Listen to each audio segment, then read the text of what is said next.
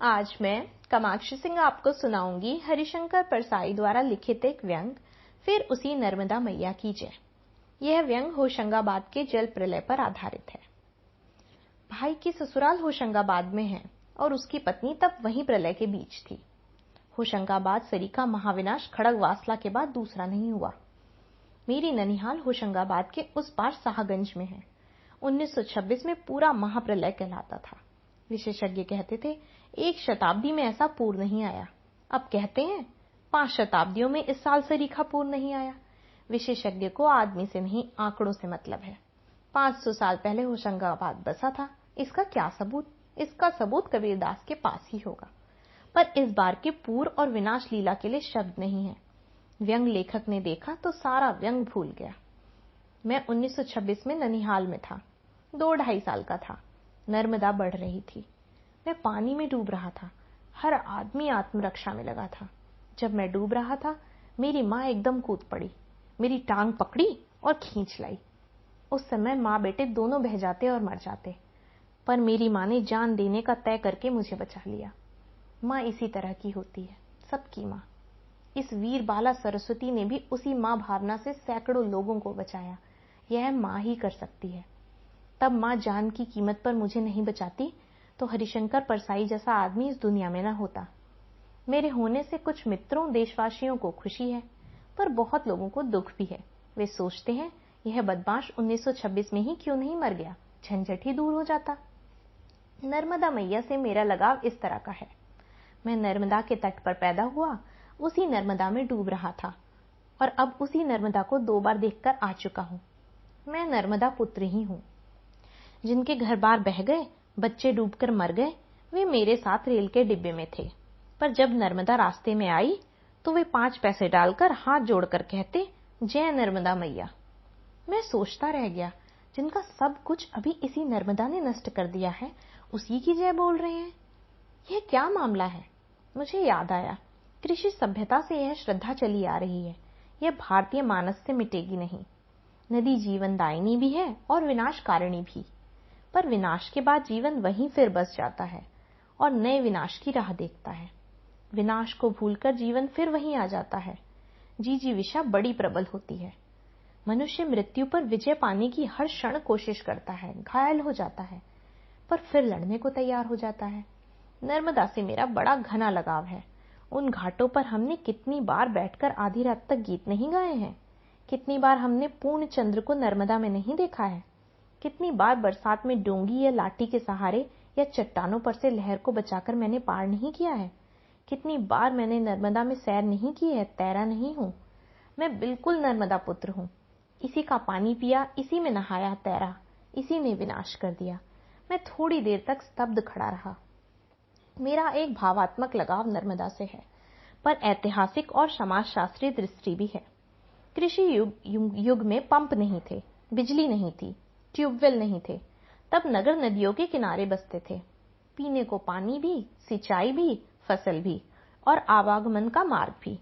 तभी से यह श्रद्धा चली आ रही है कि जिसने विनाश कर दिया उसे भी जय नर्मदे। पर इस जमाने में भी बाढ़ से बचाव का इंतजाम न हो, यह बात प्राकृतिक मानकर भी शर्मनाक है। आदमी जगह छोड़ेगा नहीं, पर विज्ञान और टेक्नोलॉजी कहाँ चली गई? जहां हर कभी बाढ़ आती है, वहां पहले से इंतजाम क्यों नहीं? आसपास सर्वे क्यों नहीं? खतरे के स्तर पर पहुंचने पर नीची बस्तियां खाली क्यों नहीं कराई? खैर छोड़ू। मैं बताऊं कि एक मनुष्य के पतन की जितनी गहराई है, उससे अधिक ऊंचाई मनुष्यता के उत्थान की है। मुझे लोगों ने बताया कि इटारसी के लोगों ने घर खोल दिए थे। दुखी भाइयों और बहनों, आओ, हमारे घर में जो है तुम्हारा है, जितना है बनाओ और खाओ, आगे हम इंतजाम करते हैं। ट्रकें भरकर भोजन जाता था। मध्यम वर्ग की महिलाओं ने गहने बेच दिए और कहा, गहने के बिना आदमी नहीं मरता, अन्न के बिना मरता है। बेच दो इन गहनों को और खाने का सामान लाओ। लोगों ने कहा, इटारसी नहीं होता और ऐसे मानवी लोग न होते तो न जाने कितने हजार लोग मर जाते। जो दुकान करते हैं, मुनाफा कमाते हैं, उन लोगों में जो भी पशु नहीं आदमी थे, दुकानें और गोदामें खोल दी। भोपाल तक से लोग खाने का सामान लाकर दे जाते थे। न जाने कहां कहां से सहायता आई। इधर मेरे शहर में मीठे तेल के बेकार हुए डीजल को मिलाया जाता था। पर उधर कुछ लोग दुकान खोल देते हैं कि ले जाओ, कोई भूखा ना मरे। कैसा विरोधाभास है। आदमी कब लकड़बग्गा हो जाए और कब करुणा सागर ठिकाना नहीं है। मनुष्य कितना जटिल है, कितना समस्या मूलक है, कितना क्रूर है, कितना दयालु है। मैं उन सबकी जय बोलता हूं जिनने सिद्ध किया कि मैं अब भी मनुष्य हूं। लेकिन बाकी जो बचे वे बिलबिलाते कीड़े हैं जो सभ्यता के सड़े भात में पैदा हो जाते हैं। मैं दूरबीन से आसपास देख रहा था, कहीं गांव का निशान नहीं। मैंने जानबूझकर नहीं बताया कि शाहगंज मेरी ननिहाल है। फायदा भी क्या, परिवार यहाँ वहां नौकरी कर रहा है, घर होगा जो खत्म हो गया होगा। 50 गांव का निशान नहीं। कोई बूढ़ी नानी या मौसी मर गई होगी, क्या होता है, इतनी नानियां और मौसियां मर गईं, मेरी भी मर गई हो। मगर फिर भी मेरी आंखों में आंसू आ गए।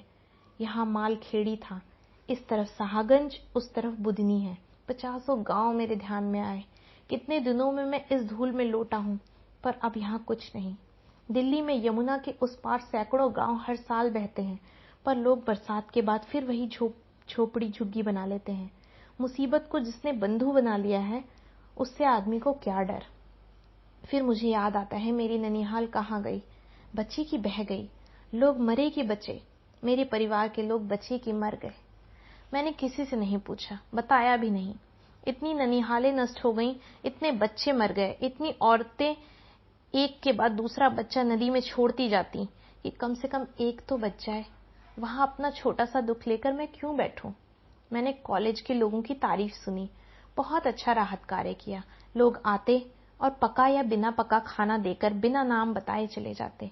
फोटोग्राफर नहीं लाते थे। इसी तरह के कई राहत कार्य चले। आंसू पोंछकर मैं जब निपटा तो एक सज्जन ने कहा, कुछ तो कहिए।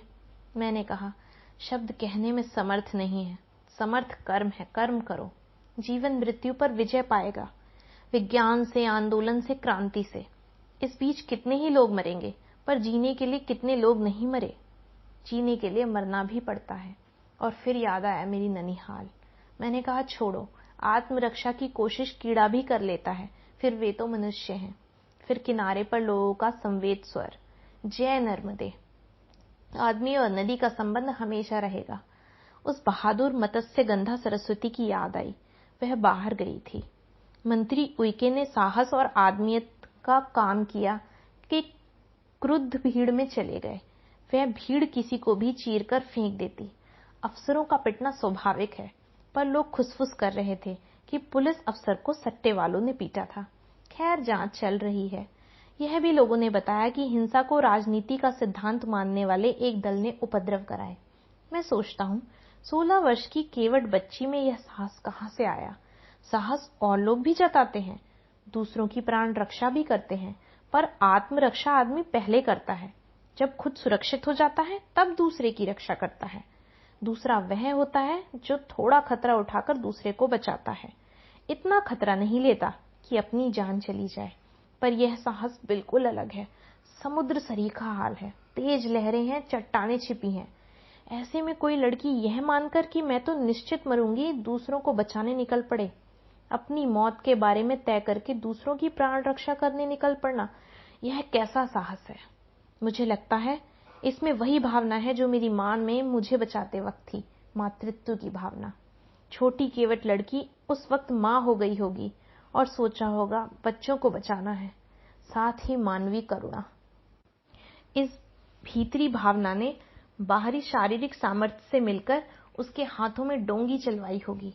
यह केवल शारीरिक साहस नहीं है, गहरा है, भीतरी है। उसका सम्मान हो रहा है। उसने वे रुपए बाढ़ पीड़ितों के लिए दे दिए। तब कलेक्टर ने बैंक में उसका खाता खुलवाया और उसे ड्राफ्ट या चेक दिए जाने लगे। इधर मेरे शहर में भी सार्वजनिक सम्मान हुआ। 50 मालाएं गले में डल रही हैं, जय बोली जा रही है, पर लड़की न प्रसन्न, न उत्तेजित, न भावुक। ऐसे बैठी रही जैसे झोपड़े में घर में बैठी है और उसने कोई खास काम नहीं किया है। स्कूली बच्चे 25-50 पैसे जेब खर्च का लाकर दे रहे थे, पर बड़ी बड़ी संस्थाएं वाले जो 4-6 हजार का डिनर करते हैं, वायदा करके भी नहीं आए। और भी लखपति, करोड़पति नहीं आए। उनके दस्तखतों सहित लिस्ट आयोजन के मंत्री के पास थी। संचालन मैं कर रहा था। भोला सा मंत्री बोला, अब दानदाताओं के नाम पढ़ते जाएं। वे आकर माला पहनाएंगे और ड्राफ्ट देंगे। मैंने कहा, वे तुम्हारे दानदाता यहाँ मुझे नहीं दिख रहे। नाम पढ़ेंगे और कोई नहीं आया तो बड़े शर्म की बात होगी।